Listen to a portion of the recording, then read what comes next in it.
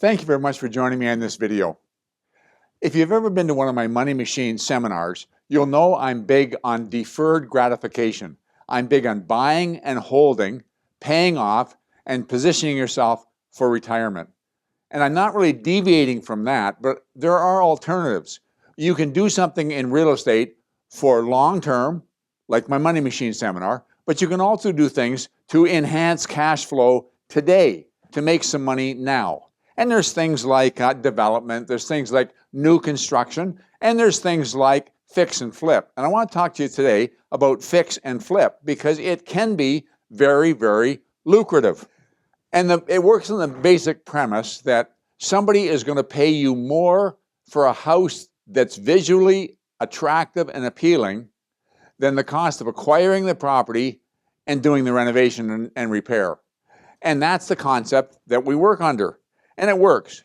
But I want you to also be aware that the federal government has enacted legislation in late 2022, came into effect January 1st, 2023, that they call anti-flipping legislation. That isn't going to undermine what I'm saying, but you need to be aware of it.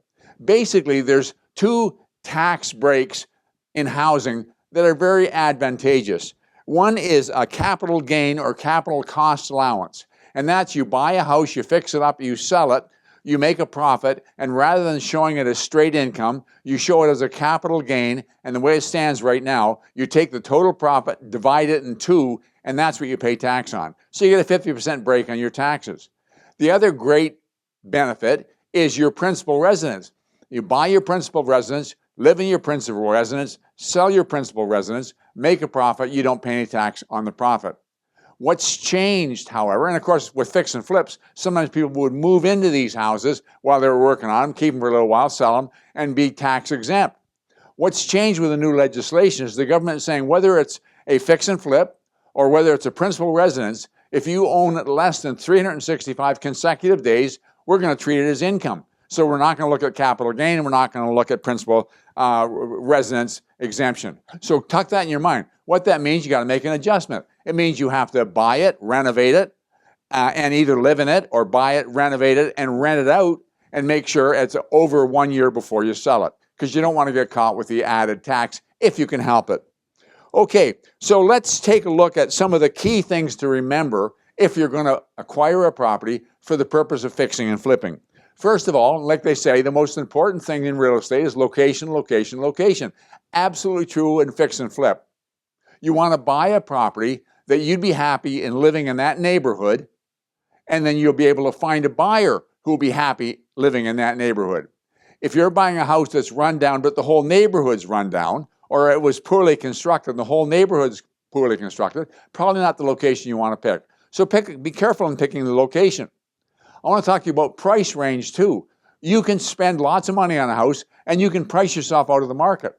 You can take, for example, a semi-detached. I don't care how much you spend on that semi-detached, you're not going to, by and large, increase its value beyond a certain range and compete with and be able to sell it for more than a detached home in similar condition. You're just not. So you want to make sure in terms of price range. The third thing is condition. You're looking for one that's tired for sure, but you want to find one that's structurally sound. If you have to replace the foundation, that's not going to really give you a good return. And there are repairs that will give you a good return, and there's repairs that will not. If we're looking at things like furnace, electrical, if we're looking at things like a roof, if we're looking at things like we mentioned, foundation, those things, people expect a proper sound foundation, proper electrical, and a good roof, and a working plumbing. So you have to spend a lot of money on those. You're not going to see a return on that money that you're investing. You got to factor that into the purchase price. However, if it's things cosmetic, it's things like a new kitchen, a new bathroom, freshly painted, new flooring, something like that, absolutely it can. And it may even pay you to knock down a wall or two or reposition something, for sure, because floor plan is very important. Speaking of floor plan, I spoke to an auctioneer not that long ago, and he said to me, Wayne, I can't even give a dining room suite away anymore. I don't want them. People don't buy them. Because people today want open concept. And you may be buying or looking at a property that you want to convert to open concept. If you're going to do that, take a look at the structure. If it's a bungalow, is it truss construction? If it's truss construction, the weight of the roof is borne by the exterior walls, and the interior walls, by and large, are not load-bearing walls. So you can knock a wall down without too much difficulty. You can if it's a bungalow, not if it's a two-story. But even if it is not a truss construction house, you can put a beam in and you can do the same thing, but it's going to be more costly, and you may have a bulkhead, which you may not want. But it's something that you want to consider. Another thing that you want to keep in mind is what's happening overall in the market. What's happening with price in the market? You could buy a house for $500,000, spend $75,000 on it, and sell it for $700,000. You've made $125,000 capital gain. But it may be that property went up 10% over the year from the time you acquired it to the time you sold it. So even if you'd done nothing, you'd have made $50,000. If the market is static, you're okay. If the market is declining, what you may want to do is hang on to that property, rent it out until the market turns around or at least stabilizes. So you want to keep in mind the market shift.